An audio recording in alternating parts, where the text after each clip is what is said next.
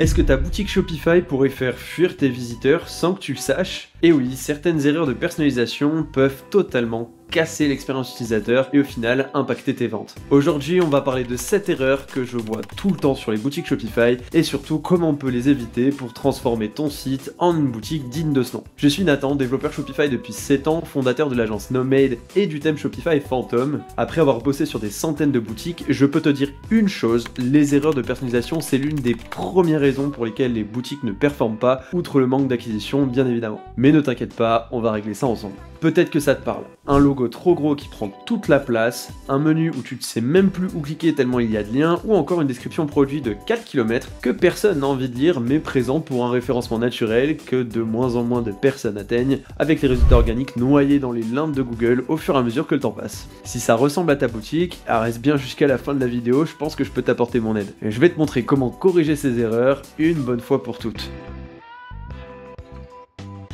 Voici le plan, on va décortiquer ces 7 erreurs une par une. À chaque étape, je vais te donner des exemples et des solutions simples pour que ta boutique devienne plus professionnelle, plus fluide et surtout plus efficace pour convertir tes visiteurs en clients. Et reste bien jusqu'à la fin parce que je te donnerai une astuce bonus qui peut littéralement transformer ta boutique en 5 minutes. Allez, on commence tout de suite avec la première, l'erreur du logo mal dimensionné. C'est parti, allez, on attaque direct sur une erreur super fréquente, un logo mal dimensionné. Tu sais, ce genre de boutique où le logo prend tellement de place que l'entête et que le reste de la page, les produits, les offres, les menus passent complètement à la trappe. Et bien souvent, sur mobile, c'est encore pire. Le logo bouffe tout l'écran et l'utilisateur doit scroller pour commencer à accéder au contenu. Le résultat, beaucoup de visiteurs quittent la page avant même d'avoir vu un seul produit. Ce n'est pas qu'une question d'esthétique. Un logo mal dimensionné, ça a un impact sur l'expérience utilisateur. Les gens viennent sur ta boutique pour voir tes produits, pas ton logo. Une en-tête trop imposante peut ralentir la navigation. Si un visiteur n'accède pas à l'information qu'il cherche rapidement, il part. C'est aussi simple que ça. Shopify ou non, chaque clic inutile, c'est un client potentiel qui décroche. Et entre nous, ça donne aussi une impression pas très pro. Une boutique où tout est disproportionné, c'est rarement celle où tu vas sortir ta CB sans hésiter. Enfin, je crois. La bonne nouvelle, c'est que cette erreur, elle est hyper facile à corriger. Pour redimensionner ton logo, tu vas directement dans Shopify, avec en règle générale une largeur entre 200 et 300 pixels maximum, c'est suffisant pour qu'il soit bien lisible sans prendre trop de place. Ensuite, teste à la fois sur mobile et bureau. Parfois, ton logo qui rend bien sur bureau est disproportionné sur mobile. Shopify te permet de vérifier ça dans l'aperçu responsive de son éditeur. Tu peux gérer la largeur maximum sur mobile directement et la version sur bureau suivant le thème que tu as. Ensuite, recadre ta photo sur Shopify. Si ton logo est trop grand ou mal proportionné, tu peux facilement le faire en cliquant directement sur recadrer dans les paramètres de ton image. Donc le logo, c'est simple, il doit être visible mais discret. L'objectif, c'est de guider ton visiteur vers tes pages produits, pas de le noyer sous ton branding.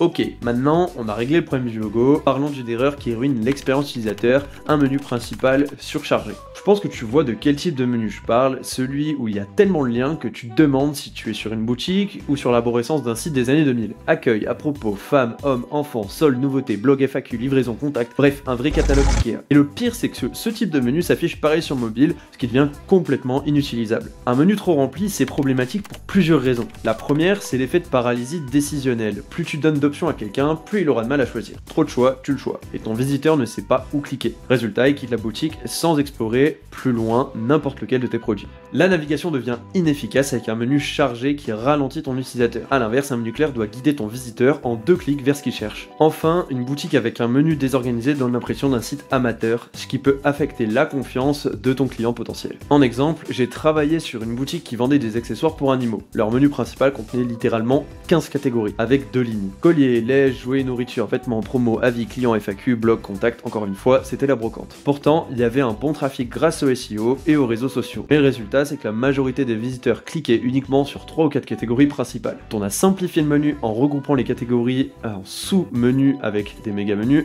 Par exemple, accessoires devenaient collier, lait, jouets et des photos à l'intérieur. Le temps moyen passé sur le site a augmenté de 30% et leur vente, pareil, belle augmentation. La clé, c'est la simplicité. Voici comment optimiser ton menu. Tu limites le nombre de liens dans le menu principal à 5 maximum. Mets en avant les pages essentielles, les produits phares, les informations, les collections, etc. Pas besoin de tout mettre d'un coup. Ensuite, créer des sous-menus, utilise des menus déroulants ou des méga-menus pour regrouper des catégories similaires. Par exemple, au lieu de lister femmes, hommes, enfants dans le menu principal, mets simplement boutique et ajoute le reste dans des sous-menus à l'intérieur d'un méga-menu. Enfin, teste l'affichage sur mobile car beaucoup de visiteurs naviguent désormais sur leur smartphone. Assure-toi que le menu reste compact et facile à utiliser sur de petits écrans. La majorité des thèmes Shopify permettent de gérer ça via les paramètres du menu et sur le Phantom Theme, tu peux utiliser des menus différents du bureau sur mobile, ce qui est souvent pratique. Ensuite, analyse les clics sur ton méga menu. Enfin, avec une app comme Hotjar, regarde où tes visiteurs cliquent réellement. En résumé, ton menu doit être un guide et pas un casse-tête, garde-le clair, simple et optimisé pour mobile. On arrive maintenant à une erreur super commune, mais qui peut littéralement flinguer l'image de ta boutique. Tu utilises trop de couleurs partout et à mauvais escient en mode arc-en-ciel. Imagine ça. T'arrives sur une boutique et c'est le carnaval. Les boutons d'achat sont en vert fluo, les titres en rouge criard, le texte en bleu vif et le tout sur un fond jaune pâle. Ton cerveau, il a juste envie de fermer l'onglet en fait. Pas besoin d'être graphiste pour comprendre que ce type de bonne pratique donne une impression franchement amateur. Et même si tu penses qu'il faut vraiment forcer pour arriver à ce genre de résultat, crois-moi, si j'en parle, c'est que j'ai souvent pu l'admirer. Et oui, on parle d'œuvres d'art à ce moment-là, donc je parle d'admiration, quand même un peu de respect pour l'originalité. Quand tu utilises trop de couleurs, voilà ce qui se passe. Ça donne une image non professionnelle, avec une boutique désorganisée visuellement. C'est la première chose que tes clients associent à ton entreprise. Si ton site ne semble pas sérieux, pourquoi un client te confierait son argent ? Ensuite, ça distrait au lieu de guider. Chaque couleur attire l'œil, mais si tout est coloré, ton visiteur ne sait pas où regarder, il n'y a plus de hiérarchisation visuelle. Tu veux que les clients cliquent sur ton bouton d'achat, pas qu'ils soient perdus avec une explosion de couleurs. Ensuite, c'est mauvais pour la cohérence de ta marque. Une marque forte repose sur une identité visuelle claire et cohérente. Tes couleurs partent dans tous les sens, ton client ne retiendra jamais l'identité de ta boutique. Pour ma part, j'ai vu une boutique récemment où chaque catégorie avait sa propre couleur. Les produits électroniques avaient des boutons bleus, les vêtements des boutons roses et les accessoires un fond orange. Même si l'intention elle est bonne parce que dans le commun, différencier les catégories ça peut sembler une bonne chose. Mais la réalité c'est que ça crée juste un chaos visuel. Le simple fait de corriger en harmonisant la palette avec 3 couleurs principales, le site a complètement changé et a fait beaucoup plus pro d'un seul coup. La solution ici, elle est donc de simplifier et d'harmoniser ta charte graphique et voici comment. Tu te limites à une palette de 2 ou 3 couleurs principales. Une couleur dominante, souvent tirée de ton logo, et une ou 2 couleurs secondaires pour les accents. Par exemple, une couleur pour les titres et les boutons, et une autre pour les arrière-plans et les détails. Ensuite, utilise une couleur forte pour les CTA, les Call to Action. Tes boutons d'achat, d'inscription, de promotion, ils doivent être visibles, mais dans des couleurs uniques et cohérentes avec tout le reste du site. Inspire-toi des grandes marques et va voir d'autres boutiques bien conçues dans ta niche. Regarde comment elles utilisent les couleurs pour structurer leur site. Enfin, utilise colors.co qui est un site qui te permet de générer des palettes cohérentes en quelques clics.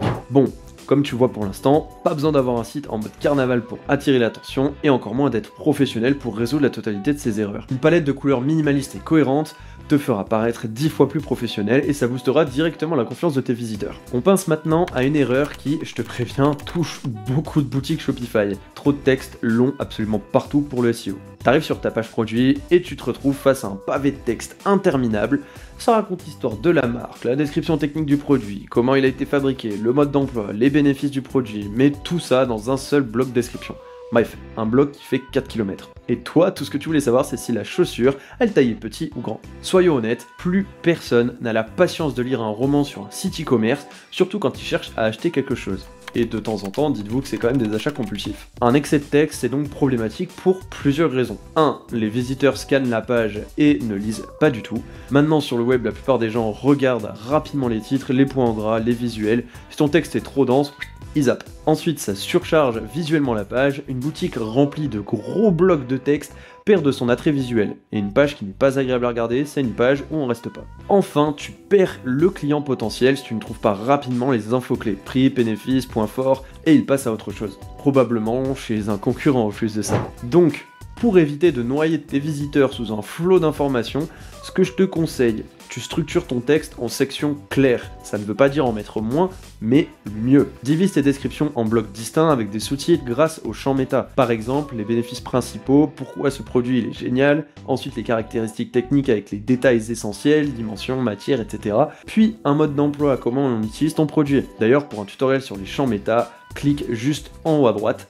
pour avoir le détail. Utilise des listes à puces ou icônes, elles permettent de résumer tes points importants rapidement de façon visuelle. Par exemple, une liste des avantages clés de ton produit ou de ce qu'il résout avec ses caractéristiques principales. Enfin, mets en avant des informations importantes en gras.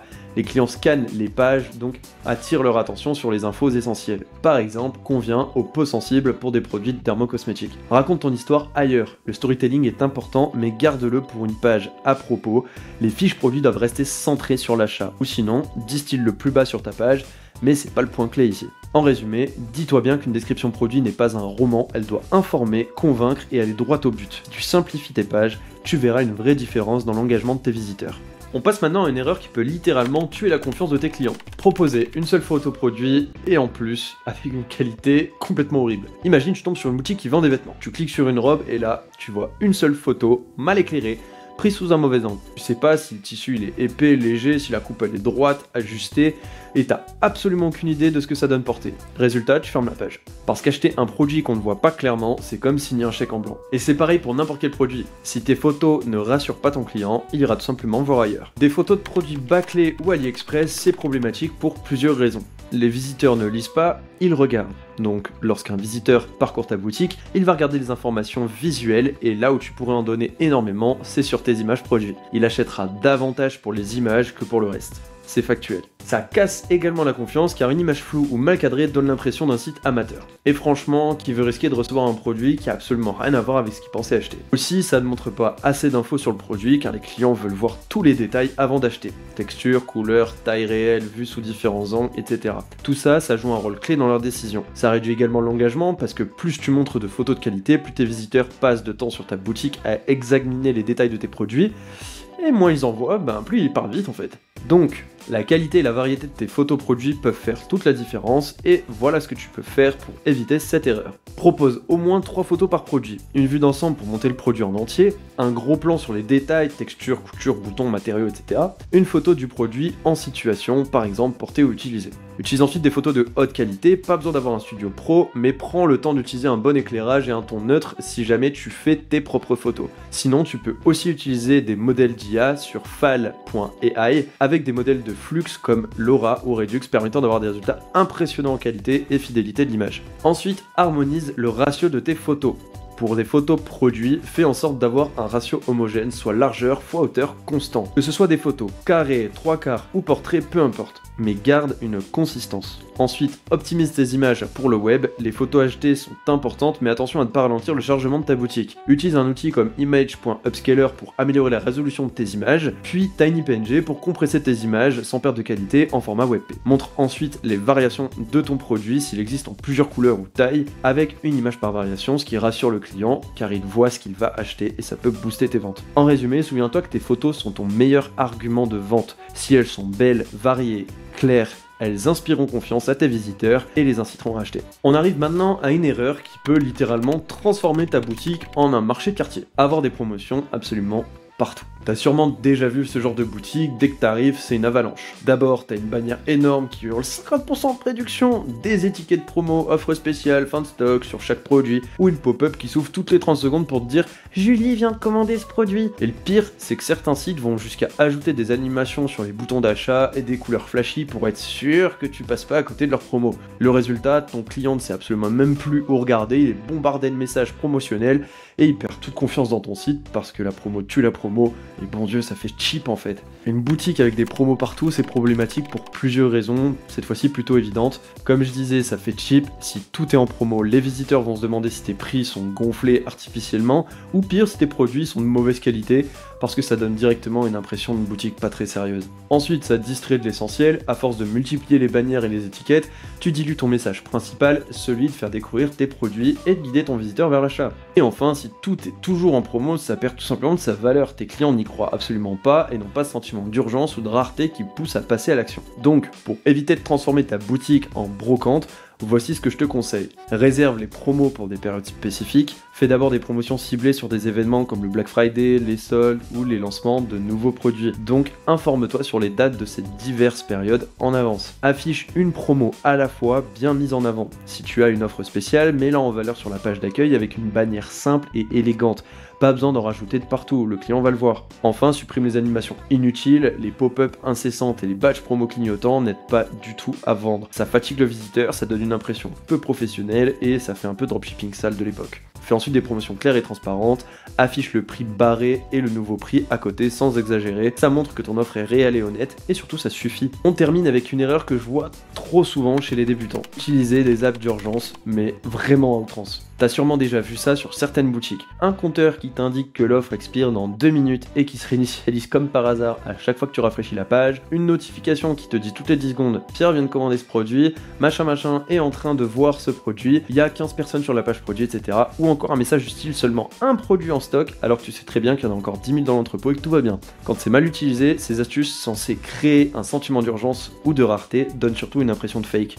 Et crois-moi, les visiteurs le remarquent, surtout depuis la vague de dropshipping sale et mal fait de ces dernières années. Ça fait pas pro et ça donne aucune confiance. Abuser des apps d'urgence ou les utiliser n'importe comment, ça crée 3 gros problèmes. Tu perds la confiance de tes visiteurs, les clients ne sont pas dupes, quand ils voient un compteur qui se réinitialise à chaque visite ou des notifications douteuses, ils se disent c'est pas honnête, pourquoi je leur ferai confiance? Ensuite, ça fatigue visuellement, les pop-up incessantes, les notifications qui clignotent, ça distrait plus qu'autre chose et ça agace. Au lieu de guider tes visiteurs, tu les fais fuir. Et ton site semble moins professionnel avec une exagération de ces techniques qui donne une image du site amateur, pas digne d'une vraie marque. Tout de même, créer de l'urgence, c'est une bonne idée, mais ça doit être subtil et authentique. Donc voici comment bien le faire. Tu utilises des apps d'urgence avec parcimonie. Une seule app bien configurée, c'est largement suffisant. Par exemple, un timer pour une promo qui expire réellement, comme le Black Friday par exemple qui vient de passer. Mais ne réinitialise pas le compteur sans arrêt, ça décrédibilise ton offre. Privilégie les messages vrais et honnêtes. Si un produit est réellement en stock limité ou en promo, annonce-le, mais reste transparent. Par exemple, plus que 3 en stock, ne tardez pas, et assure-toi que c'est vrai.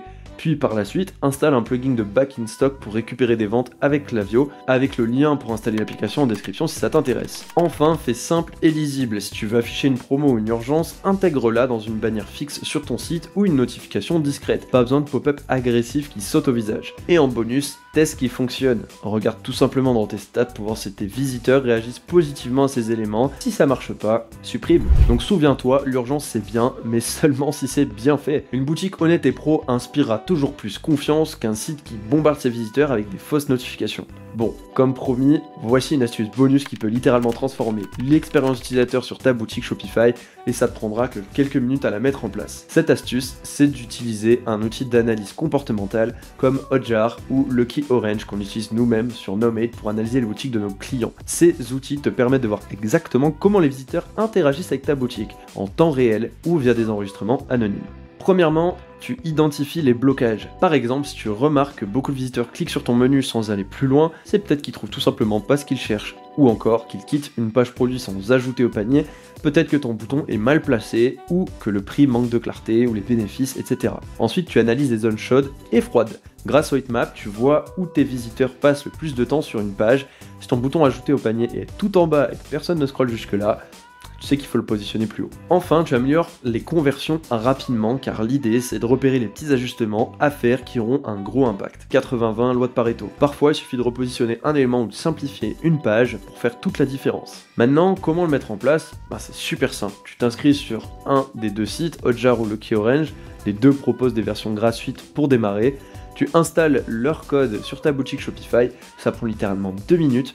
Soit via leur app, soit directement en copiant un bout de code dans ton thème. Ensuite, tu lances une analyse pendant une semaine, tu regardes les enregistrements et les heatmaps pour repérer les zones d'amélioration, et enfin, tu passes à l'action. Tu ajustes ton design, tu réorganises les éléments importants et tu simplifies la navigation en fonction des données récoltées. Bien sûr, il faut d'abord avoir du trafic sur ta boutique, sinon ça ne sert absolument à rien. Ce genre d'outil, c'est comme pouvoir lire dans les pensées de tes clients. Ça te permet de comprendre exactement ce qui fonctionne et ce qui coince sur ta boutique et de corriger tout ça rapidement. Et voilà, on a fait le tour des 7 erreurs fatales à éviter sur ta boutique Shopify. Maintenant, c'est à toi de jouer. Dis-moi en commentaire quelle erreur tu comptes corriger en priorité sur ta boutique, si jamais tu t'es retrouvé dans l'une d'elles. Sinon, mentionne l'erreur sur laquelle toi t'aimerais te positionner. Et tiens, pendant que t'es encore là, je t'invite à checker ma vidéo pour booster ton taux de conversion qui apparaît juste là, ça pourra vraiment t'aider à aller encore plus loin. Merci d'avoir regardé jusqu'au bout, c'était Nathan, on se retrouve samedi prochain, à très bientôt, ciao!